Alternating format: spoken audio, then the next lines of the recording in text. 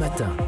8h55, Maxime Switek. Bonjour Philippe Vandel. Bonjour Maxime. Village Média dans une demi-heure, mais l'infomédia du jour c'est... Nous sommes le 7 mai, vous n'y couperez pas, vous n'y avez pas coupé sur toutes les chaînes, toutes les radios, tous les journaux. Macron, 1 an à l'Elysée. Hier, le journal du dimanche publiait un entretien exclusif sur le thème des relations internationales, mais pour paraphraser McLuhan, il y a un message dans le message. Le président a donné son interview pendant 1 heure derrière son bureau de l'avion présidentiel que le journal rebaptise ironiquement Air Macron One. Le HuffPost a fait les calculs. Après avoir été très rare dans les médias en début de mandat, Emmanuel Macron a davantage pris la parole ces 3 dernières semaines que pendant les 11 premiers mois de sa présidence, avec à chaque fois des cibles et souvent des premières médias.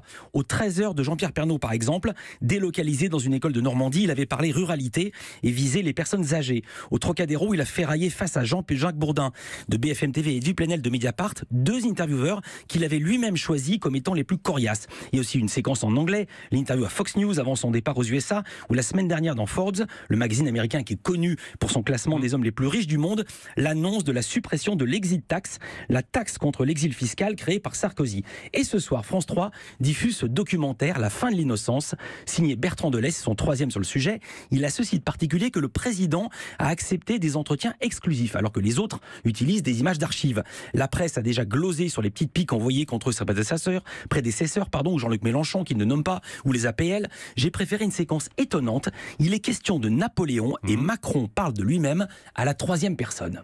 Vous avez évoqué Napoléon, il a pris le pouvoir à un moment de grande faiblesse du pays, mais il le prend sur le plan militaire.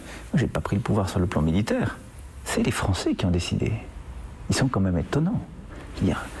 Ce peuple que tous les autres regardaient comme fatigué, impossible à réformer, impossible à faire avancer, cabossé de partout, divisé, perclus de doutes, frappé par le terrorisme, s'est réveillé un beau matin et a décidé que ce serait quelqu'un qu'il ne connaissait pas 2 ans plus tôt, qui a 39 ans, qui allait les diriger.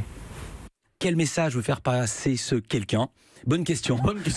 Justement, on va en parler dans Village Média, car Bertrand Delay, l'auteur du documentaire élu en mars dernier, président de LCP, la chaîne parlementaire, sera notre invité.